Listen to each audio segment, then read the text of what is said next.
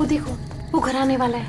उसकी तरफ देखना भी मत। हाँ, अरे मैं तो जोर से भाग लूंगा आंखें बंद करके बस। हाँ, और फिर कहीं गिर जाएगा टकरा के। तो फिर मैं करूं क्या? जब भी उस घर की तरफ देखो तो वही एक अजीब सी परछाई डांस करती हुई। चलो चलो। अरे वो देखो, 2 दिन से वो आदमी एक ही जगह पर खड़ा है। अरे आदमी नहीं है, आत्मा है, आत्मा। हाँ, लगता है आत्मा अटक गई है। लेकिन ये है कौन? ये यहाँ तो वो बुढ़िया रहती थी, वो आजकल दिखाई नहीं देती। शायद मर गई है या कहीं गायब हो गई है। अरे तो फिर यार रह कौन रहा है? उसकी तो एक भतीजी भी थी। अरे हाँ, दोनों यही रहती थी। अब दोनों की दोनों गायब है, लेकिन कहाँ? पकड़ो यार, आज मैं देख के ही आता हूँ क्या है। क्या? आ रहा हूँ। समर प्लीज, पागल हो गया क्या? समर, अरे रुको ना, मैं आ रहा हूँ। यहाँ जा मत। प्लीज रुको, मैं आ रहा हूँ। ओके। क्या कर रहा है तू? इसको ना कुछ ज्यादा हीरो बनने की आदत है। समर प्लीज मत जाओ। Summer, summer, summer, summer.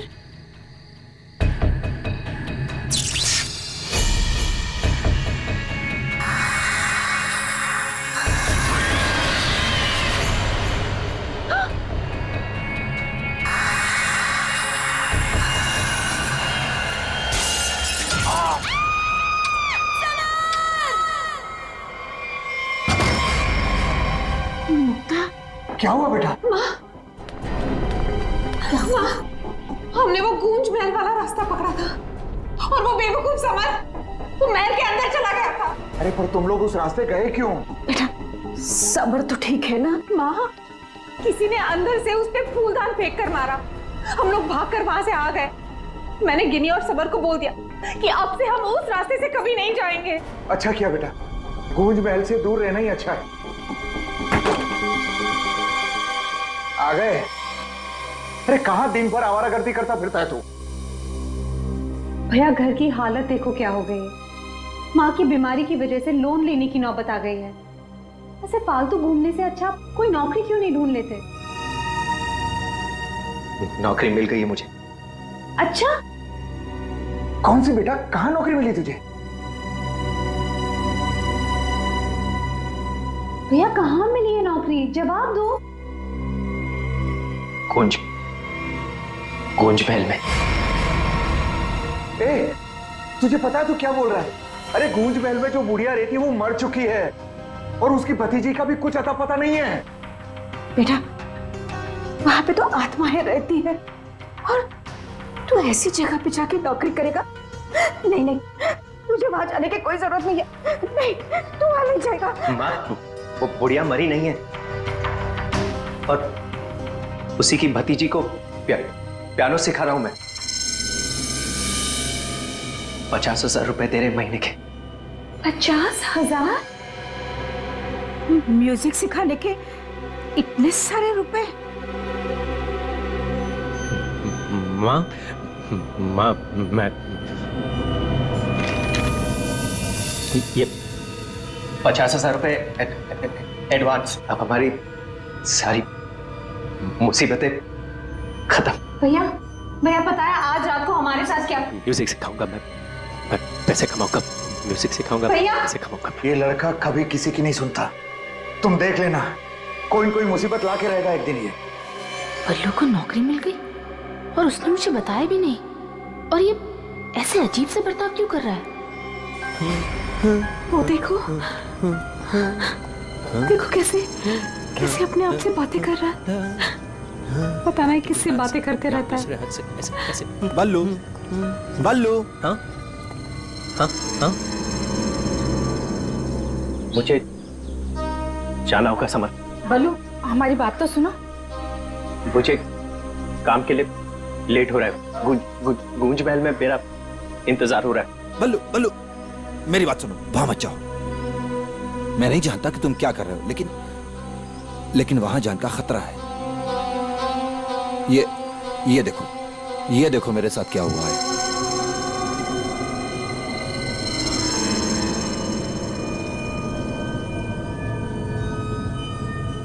क्या हुआ?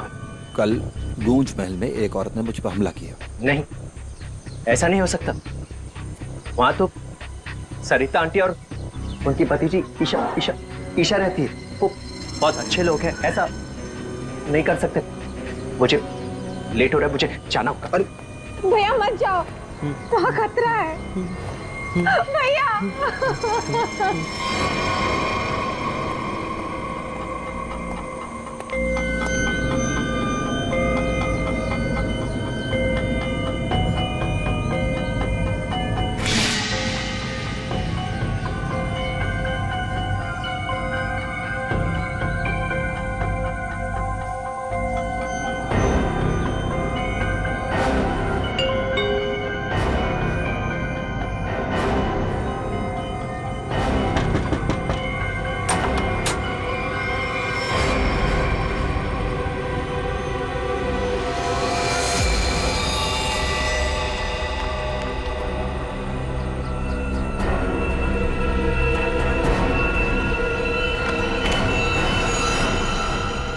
मैंने तो इस लड़के से सारी उम्मीद ही छोड़ दी है। पता नहीं कैसी नौकरी है, नौकरी है भी या नहीं। देख, मेरा बेटा आया होगा, देख तो।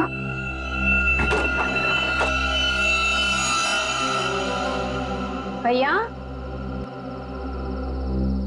भैया,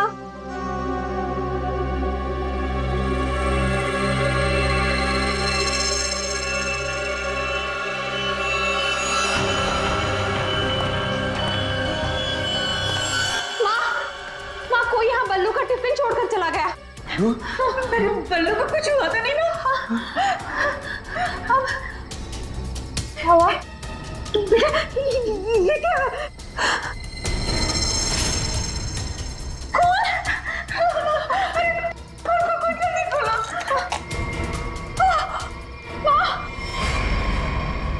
ये है वो गूंज महल जहाँ पे आपका बेटा बलविंदर यानी बल्लू कल आया था और उसके बाद से वो वापस नहीं आया। यहाँ पे दो औरतें रहती हैं, एक बुजुर्ग औरत सविता देवी और उसकी भतीजी ईशा है। और आप लोगों के हिसाब से वो लोग कुछ अजीब है, राइट?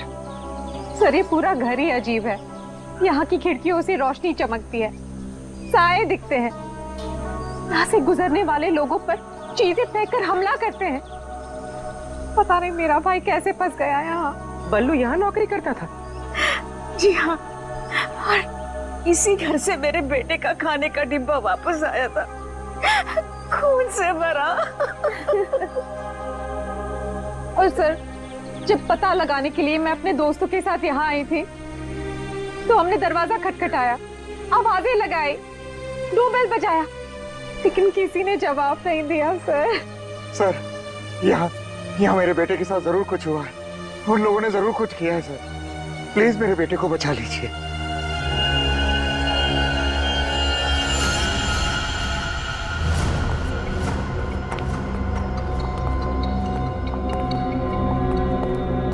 कोई है? क्या तो कोई दिख नहीं रहा? आत्मा कहाँ दिखाई देती है सर, सीधी अटैक करती है। सर यहाँ पर बल्लू, सरिता और ईशा, इनमें से कोई होना ही चाहिए। सरिता जी हैं भी या नहीं किसी को कुछ नहीं पता सर। लोग तो यहाँ तक कह रहे हैं कि सरिता जी की मौत हो चुकी है। यहाँ हुआ तो है कुछ।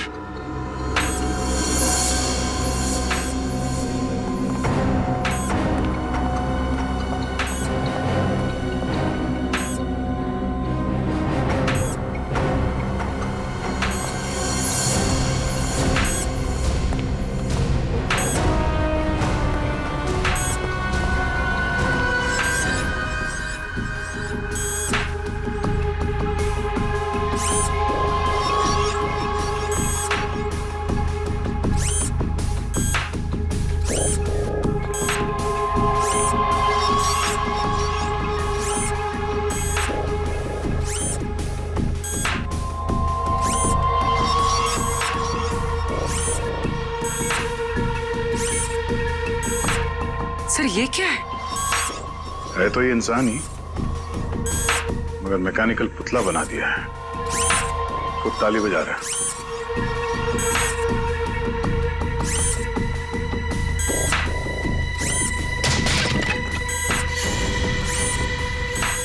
निखिल, नजर रखो इस पे, हम लोग देखते हैं।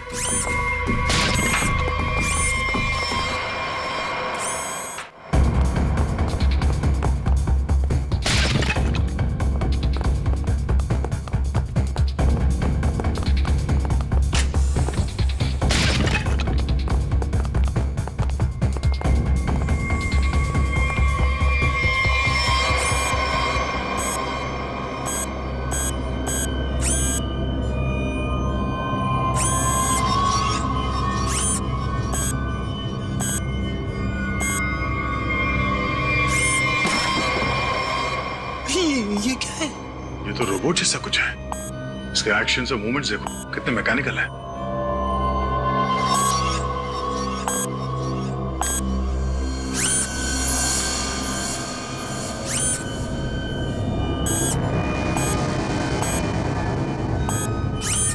सर ये यहाँ आए कैसे और इन्हें रोकेंगे कैसे? इसे तो टेक्निकली रोका जा सकता है।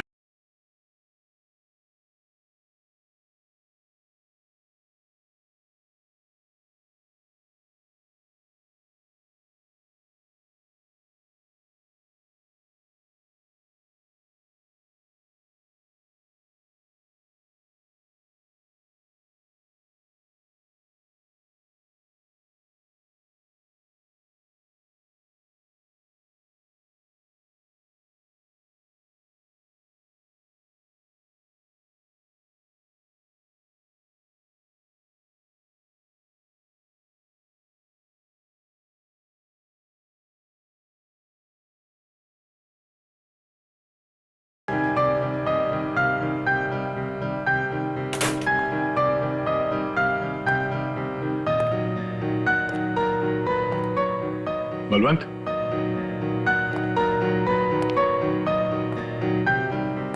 बल्लू, बल्लू,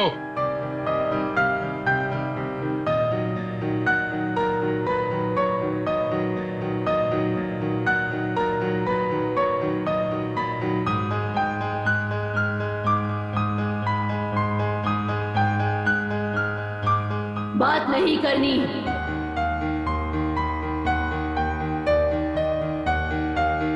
क्या हो गया तुम्हें? और तुम ये लड़की की आवाज में बात क्यों कर रहे हो? और ये तुम्हारे कपड़ों पे ये खून कैसे? हाँ? बल्लू इधर देखो, मैं तुमसे कुछ बात कर रहा हूं, मेरी तरफ देखो।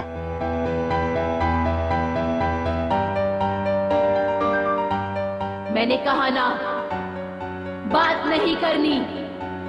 पियानो बजाते वक्त मैं किसी से बात नहीं करती। मुझे गुस्सा आता है और फिर मैं सबको मार देती हूँ, मार देती हूँ।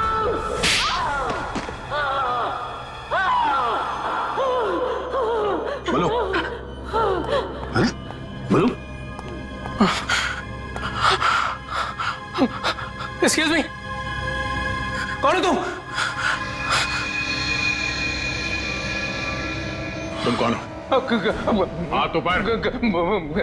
देखिए आप गोली मत चलाना, गोली मत चलाना। ये मेरा ही घर है, आप गोली मत चलाना, मारना मत मुझे आप प्लीज। तुम्हारा घर है ये? हाँ, ये मेरा घर है। क्या खेल खेल रहे हो तुम यहाँ? हाँ? और तुम्हारे घर में ये सब लोग कौन है? शायद ह्यूमन मशीन्स है जो तुम्हारे इशारे पे नाच रहे हैं। क्यों? सर ये क्या कह रहे हैं आप? मैं नहीं जानता सर। मेरी कंसर्न क्या आपको बताता हूँ सर। ये मेरा घर है और यहाँ पर जो है ना सर, मेरी सरिता आंटी और मेरी एक कजिन है ईशा, वो रहती है सर। वो कैसी है वो देखने के लिए आया था सर मैं। That's my only concern. ये कौन है मैं नहीं जानता। आप कौन? सीआईडी। सीआईडी? मेरा नाम आकाश है। मैं सूरत में रहता हूँ सर, और यहाँ पर है ना हर 2-3 महीने में एक बार आता रहता हूँ। सर प्रॉब्लम क्या हुई मैं आपको बताता हूँ। उनका फोन है ना स्विच ऑफ आ रहा था, तो मुझे पता नहीं चल रहा था कि क्या हुआ है। और फिर अब यहाँ पर आकर देखता हूँ तो आपको यहाँ पर ये इसके शर्ट पर खून लगा है। सर मेरी आंटी और ईशा को इसने कुछ किया तो नहीं ना सर? इसने मार तो नहीं डाला ना उन्हें सर?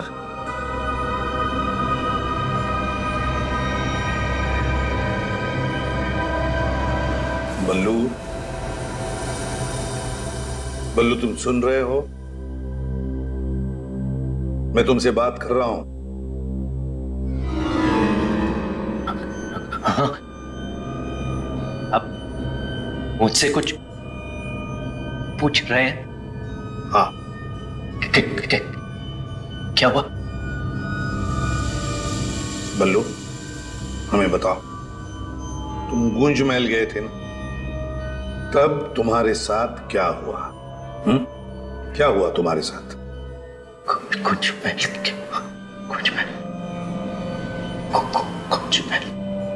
तुम ईशा को म्यूजिक सिखाने गए थे ना वहां पे? वहां पे क्या हुआ था? सरिता और ईशा कहाँ हैं? हैं?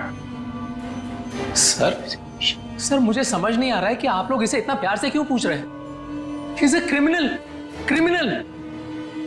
सर इसने मेरी आंटी और ईशा को कुछ किया है और वहां पर आपको जो इंसानी पुतले मिले थे ना, सब इसी का किया धरा है। शक तुम्हारे ऊपर भी है। तुम्हारे घर में मौत का खेल चल रहा था और तुम्हें मालूम तक नहीं।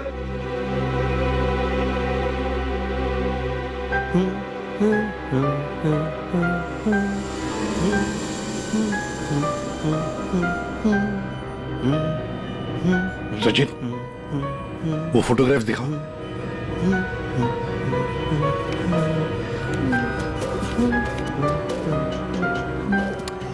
इन तस्वीरों को ध्यान से देखो, बताओ कौन है ये लोग और इनका ये हाल किसने किया? ये सब लोग जिंदा है, जिंदा है। ये लोग तुम्हें जिंदा लग रहे हैं? हाँ, जिंदा जिंदा। मुझे बताया गया था कि ये रिश्तेदार हैं और म्यूजिक सुन रहे। ये झूठ बोल रहा है सर, इनमें से कोई मेरा रिश्तेदार नहीं है। सर ये ड्रामा कर रहा है, सबको मार दिया और अब क्या बकवास कर रही है? तुम्हें चाय के लिए कहा था ना, चाय किधर है? हाँ? ये ईशा कुछ बोल क्यों नहीं रही? ये अकेला क्यों ताली बजा रहा है? हाँ? मम्मी को बोल देता हूं, रुकूं या भाग जाऊं? कितना बड़ा और डरावना घर है।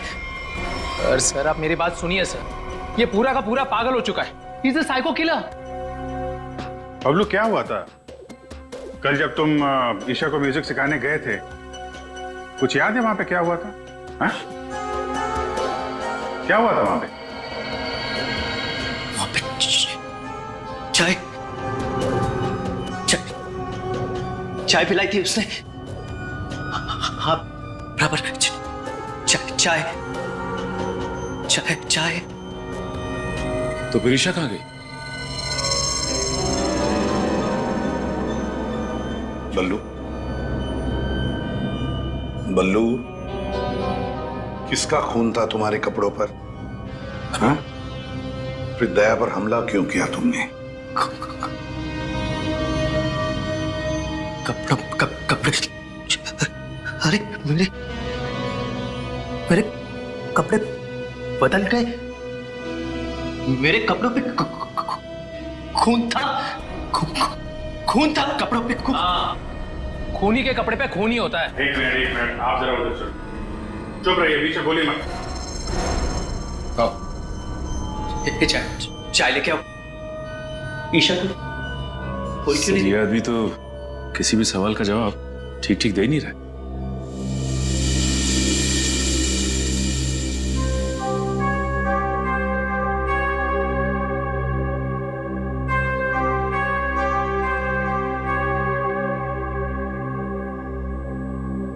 अभिजीत, इस बल्लू की मेडिकल जांच करवाते हैं, पता तो चले ड्रामा कर रहा है या वाकई इसके दिमाग के साथ कोई प्रॉब्लम है।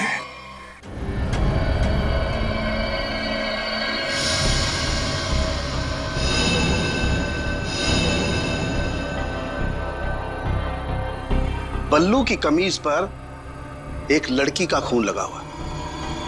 इस कमीज पर जो खून लगा है लड़की का है, ये मैंने पता लगा लिया है।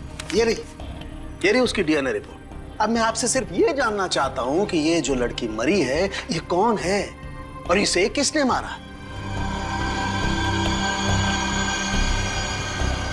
इसे आपने मारा? नहीं? या फिर इसे आपने मारा? नहीं? या फिर इसे तुमने मारा?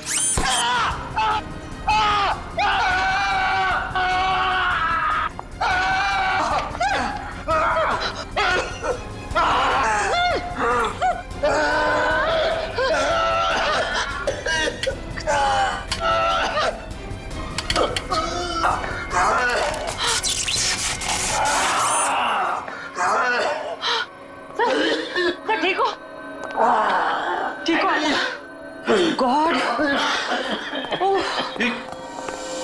क्या हुआ? सर इस पुतले के हाथों में सर की गर्दन अटक गई थी। बहुत जल्दी छूट गए। हाँ, छोड़ दिया, बहुत जल्दी छोड़ दिया, क्योंकि ये पुतले ना तो मशीन है, ना ये पुतले पूरी तरह से इंसान है। तो फिर ये टैक्सीडर्मी और रोबोटिक का मिला जुला रूप है। सर, ये टैक्सीडर्मी और रोबोटिक्स क्या होता है? पंकज, टैक्सीडर्मी एक कला है जिसमें जानवरों की खाल को एक खास किस्म के केमिकल में प्रिजर्व करके उनमें भूसा भर करके उनको एक आकार दिया जाता है। इन तीनों के साथ भी ऐसा ही किया गया है। इंसान की खाल को केमिकल में प्रिजर्व करके लकड़ी के पुतलों पर चढ़ाया गया है। लेकिन सर, ये सब करना तो गैर कानूनी। उन्हीं गैर कानूनी काम ही तो करता है। यार सालुंखे, ये इंसान तो नहीं है, फिर भी ये ताली कैसे बजाते हैं, हमला कैसे करते हैं? इन तीनों के दिमाग में एक मशीन फिट कर दी गई है। इसका कंट्रोल खूनी के हाथ में है और खूनी ने उस मशीन के जरिए इनके चारों तरफ एक खास घेरा निश्चित कर दिया है। कोई भी इंसान उस घेरे के अंदर आकर के कोई मूवमेंट करता है, ये चालू हो जाते हैं, अपना काम करने लगते हैं। एक्टिव हम लोग भी तो आसपास घूम रहे हैं डॉक्टर साहब। नहीं, इन तीनों की मशीन को मैंने डीएक्टिवेट कर दिया था। वहां उस पीछे वाले में कुछ गलती रह गई। अब बॉस, और ये एक्टिविटी इनकी मेमोरी में पहले से फिट है। और इतना ही नहीं बॉस, इनके अंदर और भी बहुत कुछ है। आओ दिखाता हूं। ये देखो, लकड़ी का बुरादा, कॉटन और उसके ऊपर इंसान की चमड़ी। बनाने वाले ने तो बना दिया बॉस, लेकिन वो भूल गया कि इंसान की चमड़ी में और जानवर की चमड़ी में एक खास फर्क होता है। इंसान की चमड़ी जानवर जैसी मोटी नहीं होती है, इसीलिए उसे कितना भी केमिकली ट्रीट कर लो, कितना भी केमिकल में डाल लो, वो इंसान की चमड़ी जैसी नहीं रह सकती है। इसीलिए इनकी चमड़ी जो है जगह जगह से सिली हुई। फिर भी टिक नहीं रही है। और दूसरी बात, ये सारी चमड़ियां ज्यादा पुरानी नहीं है, बस कुछ ही दिन पहले इन्हें मारकर निकाला गया है। पर उस घर का तो कोना कोना छान मारा गया था, एक भी ऐसी लाश नहीं मिली जिसकी खाल उधेड़ दी गई हो। वो कहीं और बनाता है ये ह्यूमनॉइड, अपने घर पर नहीं। तीनों की कोई मिसिंग रिपोर्ट नहीं है, कोई आईडी वगैरह नहीं मिली। है कौन ये लोग? तारिका जी, ये जो कपड़े पहने थे इन लोगों ने, उनसे कुछ पता चला आपको? कुछ खास नहीं, तीनों के कपड़े से बस एक लेबल मिला है, किसी टीएल टेलर का लेबल है। TL Taylor?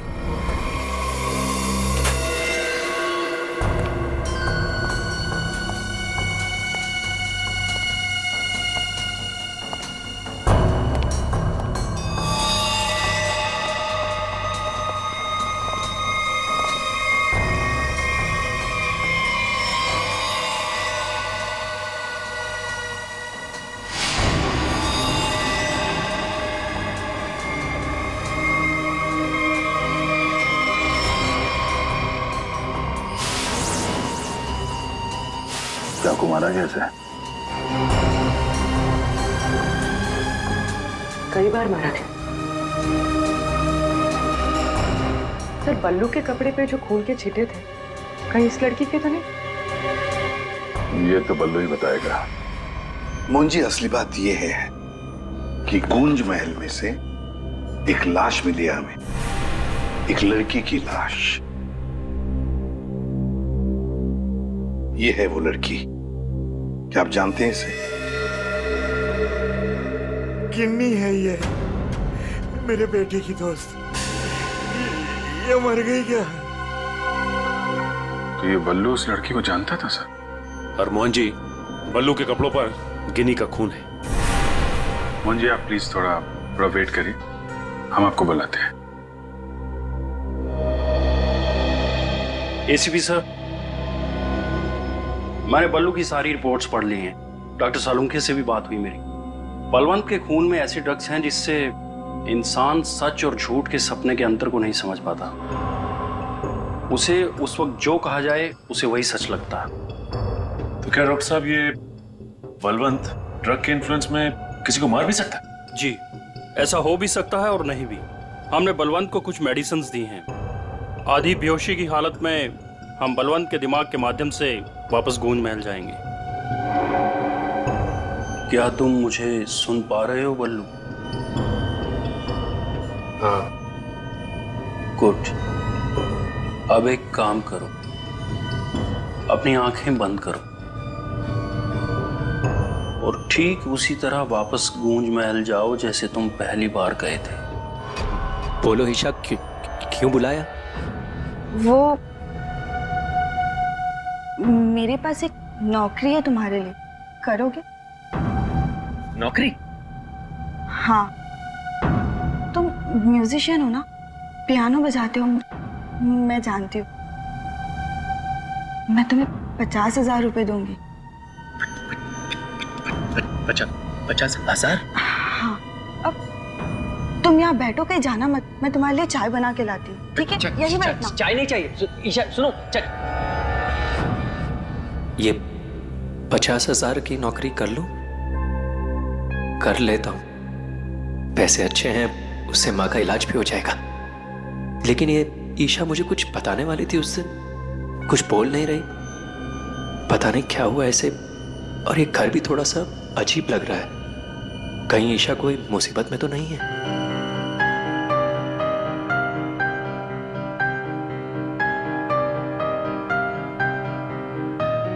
शायद यही ईशा की आंटी है, Sarita ji. Excuse me ma'am. Hello. अच्छी ट्यून है।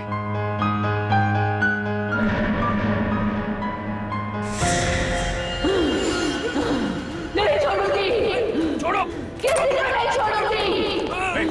छोड़ो। अरे क्या कर रहे हो? नहीं छोड़ूंगी। संभालो उसे, मार डालेगा वो डॉक्टर नहीं छोड़ूंगी। संभालिए आप इसे। नहीं छोड़ूंगी। बैठो। बल्लू, ये लड़की की आवाज में क्यों? छोड़ो मुझे। डॉक्टर साहब, नहीं छोड़ूंगी। पकड़िए आप इसे। किसी को नहीं छोड़ूंगी।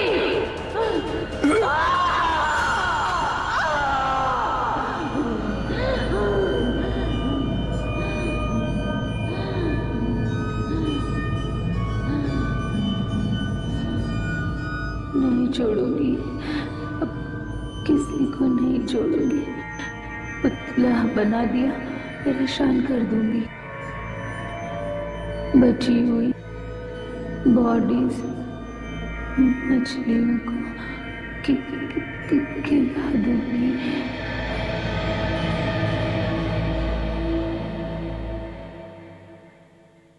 डॉक्टर साहब, क्या हुआ, क्या है इसे? ऐसे अचानक से औरत की आवाज में क्यों बात करता है? जब तक बल्लू पियानो तक नहीं पहुंचा था तब तक ये ठीक था, लेकिन जैसे इसके दिमाग में पियानो की आवाज सुनाई दी, ये कोई और बन गया। आपके कहने का मतलब है कि पियानो की आवाज सुनते ही ये बल्लू अपने आप को खूनी औरत समझने लगता है। मतलब ये किसी के वश में है, किसी ने हिप्नोटाइज किया है इसे। क्या लगता है आपको डॉक्टर साहब? हाँ, ये टेलर्स का पता चल गया सर, जिसने तीनों मानव मशीन के लिए कपड़े बनाए थे सर। अच्छा, टी.एल. टेलर्स।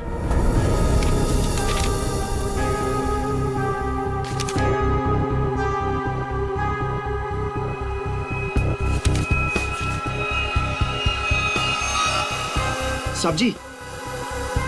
हाँ, अभी आया।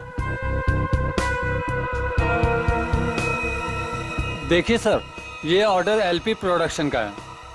19 दिसंबर 2015 को कपड़ा दिया था और 1 जनवरी 2016 को 5 कॉस्ट्यूम और नाप भी है, और ऑर्डर देने वाली का नाम भी है, रॉबी का, और फोन नंबर भी है सर। 91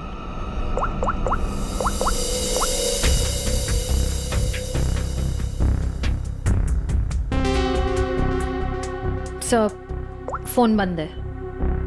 कोई बात नहीं, इस फोन की लास्ट लोकेशन ट्रेस करो और कुंडली निकालो इस रॉबी का की। सर। हाँ साणुके साहब। अभिजीत, इन्यूमिनेट्स में हमें भूसे के साथ साथ 2 और खास चीजें मिली हैं। एक तो एक खास कागज के टुकड़े, ऐसा कागज जिस पर न्यूज छपती है, अखबार में काम आने वाला कागज, और दूसरा समुद्र के नमक के कुछ अंश। Thank you very much sir. Sir क्या हो सर? एक कारखाना ढूंढो जहां पे अखबार को छापने का कागज बनता और वो जगह समंदर के करीब हो।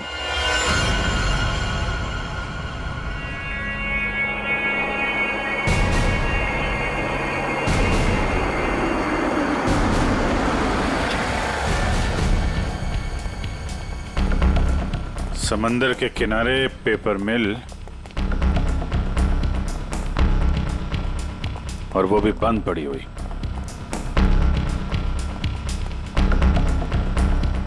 सर यहाँ पे ये पेपर और ये पेड़ की छाल और वहां पर कपड़े, यहाँ तो वो हर वो चीज मौजूद है जो मानव मशीन के अंदर भरी गई है। सर हो सकता है उस क्रिमिनल के काम करने की जगह यही हो जहां वो पुतले बनाता था। क्या पता वो अभी भी कहीं आसपास ही हो। मगर वो जगह कहाँ है? यहाँ तो सिर्फ पुतले में भरने का सामान है ना। वो टैक्सी डमी की जगह और वो रोबोट बनाने की जगह, वो कहाँ है? पुतलों में भरने का सामान यहाँ है तो वो जगह भी यहीं कहीं होगी। ढूंढो।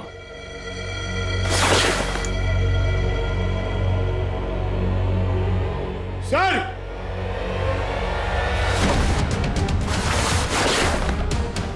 सर! माय गॉड,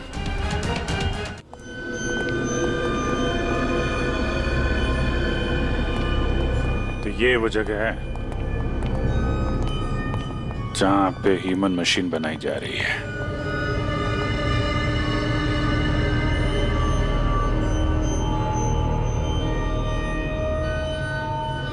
ये देखो,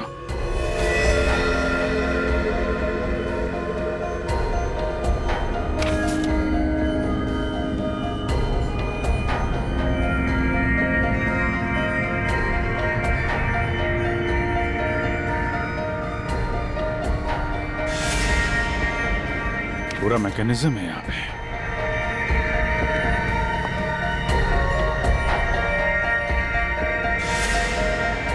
सर! हाँ? सरिता जी का robo. Oh no.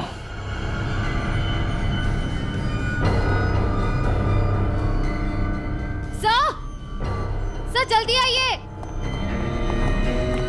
Sir Isha, sir खूनी ने इसका सारा खून निकाल दिया। इसकी सांसें भी बहुत धीमी चल रही हैं। इसको हॉस्पिटल लेके चलो जल्दी। एम्बुलेंस को फोन करो।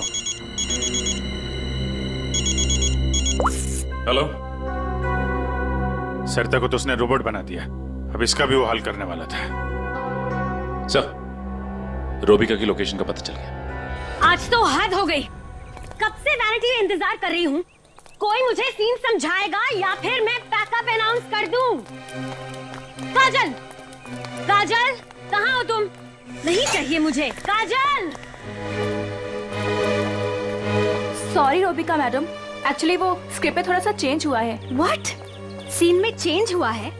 लास्ट मिनट में डायलॉग्स कैसे याद करूंगी? एनीवे, स्क्रिप्ट दो। मैम एक्चुअली जो सीन होने वाला है ना, वो स्क्रिप्ट आपके को स्टार के पास है। How can you do this? तुमने स्क्रिप्ट मुझसे पहले को स्टार को दे दी।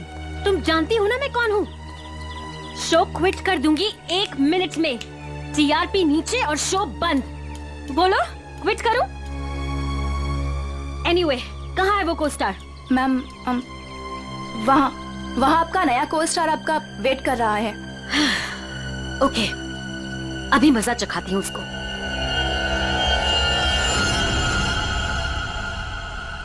हेलो, कोई है? यहाँ तो कोई नजर नहीं आ रहा। हेलो, कोई है यहाँ पर? हेलो, हेलो, कोई है? पता नहीं ये काजल भी ना यहाँ क्यों भेज दिया मुझे।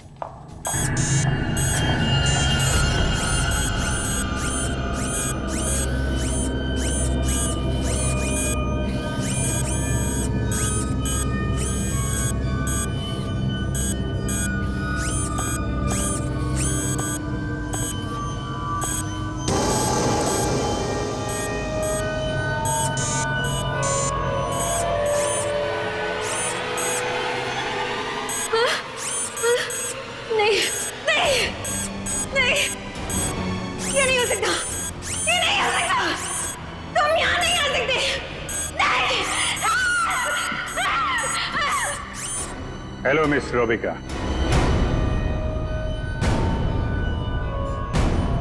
कौन हो तुम सब? और ये सब नाटक क्या है? हमें छोड़िए, आप ये बताइए कि आपने ऐसा क्यों कहा कि ये यहां नहीं आ सकते? आप जानती हैं ना? वो मैं डर गई थी, इसीलिए मेरे मुंह से कुछ भी निकल गया। सच बोलिए, सीआईडी से हम लोग। सीआईडी? जी हाँ। इन मशीनी मानव के पीछे क्या कहानी है?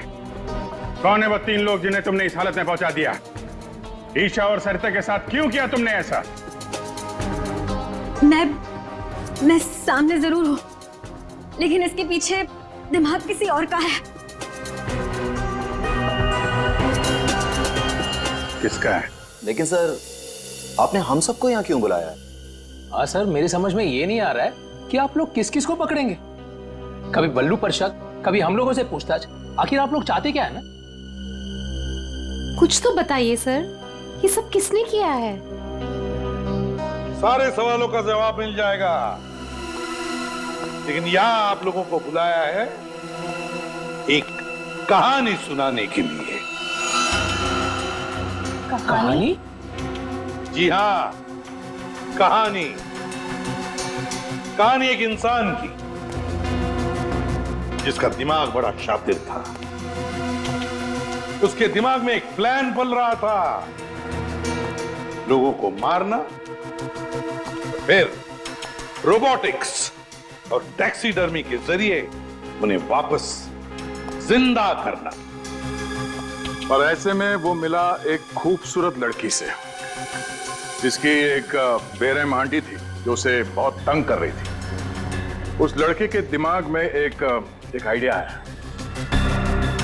उसने उन दोनों को एक बहुत बड़े कोठी में शिफ्ट करवा दिया।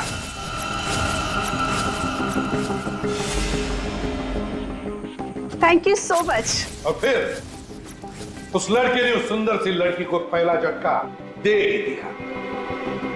उसने उस लड़की की आंटी को मार डाला, इसी घर में।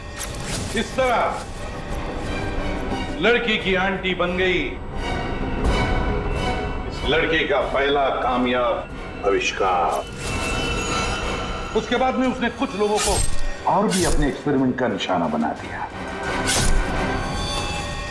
और हैरानी की बात यह है कि वो सब उसके वो दोस्त और कलीग्स थे जो उसके साथ विदेश में काम करते थे।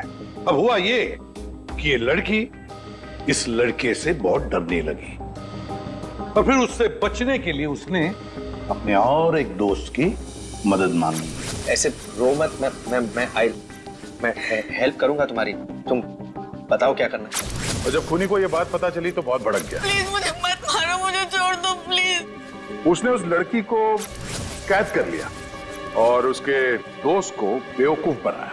उसने उसे ये एहसास दिलाया कि ये सब कुछ जो हो रहा है वो उसी की वजह से हो रहा है। तो तुम जैसा बोलोगे मैं वैसा करूंगी, प्लीज मुझे जाने दो। और उस बेचारी लड़की ने अपने मददगार दोस्त के चाय में ड्रग मिलाकर उसे हिप्नोटाइज करना शुरू कर दिया।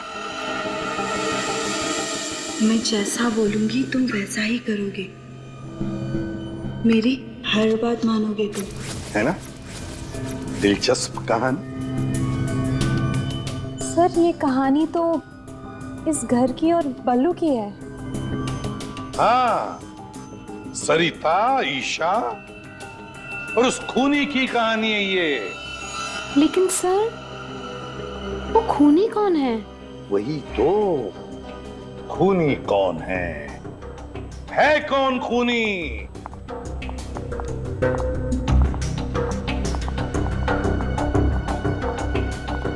कहां फंसा दिया तुमने मुझे? तुमने तो कहा था कि ये कोई एक्सपेरिमेंट है। तुमने तो खून ही कर डाले। ये सब तुमने किया समर? हाँ, ये सब मैंने किया। और ये सब मैंने किसी और वजह से नहीं, ये सब मैंने सिर्फ इसलिए किया क्योंकि मैं चाहता हूं कि साइंस की दुनिया में मेरा नाम सुनहरे अक्षरों में लिखा जाए, और कि मेरे इतने बड़े एक्सपेरिमेंट को वो लड़की, वो ईशा बर्बाद कर देना चाहती थी। और इसके लिए उसने उस बल्लू से मदद भी मांगी। और तुमने बल्लू के चाय में वो ड्रग मिलाकर उसके दिमाग में ये बात बिठा दी कि वो एक औरत है। और उसे लोगों को मारना है, और उसके लिए ट्रिगर थी पियानो की वो धुन। बल्लू को लगभग मेरा पूरा राज पता चल चुका था, ठीक है, और गिन्नी को पड़ी हुई थी बल्लू को बचाने की। तो अपने एक्सपेरिमेंट को बचाने के लिए मुझे को दोनों को मारना ही था। और आप बताइए, अब जो लोग मर चुके हैं उनका असली कातिल भी तो चाहिए ना लोगों को। बस इसीलिए मैंने बल्लू को फंसा दिया और गिन्नी को मार दिया। साइंस की दुनिया में अपना नाम सुनहरे अक्षरों में देखना चाहते थे तुम। दिमाग तो था, है, पर क्या करें, विकृत है, विकृत। अपने इस घटिया एक्सपेरिमेंट के लिए न जाने कितने मासूम लोगों की जानें ली तुमने। तुम्हें जीने का कोई हक ही नहीं है। फांसी होगी तुम्हें, फांसी। For more updates, subscribe to our channel, click the show links and enjoy watching the videos.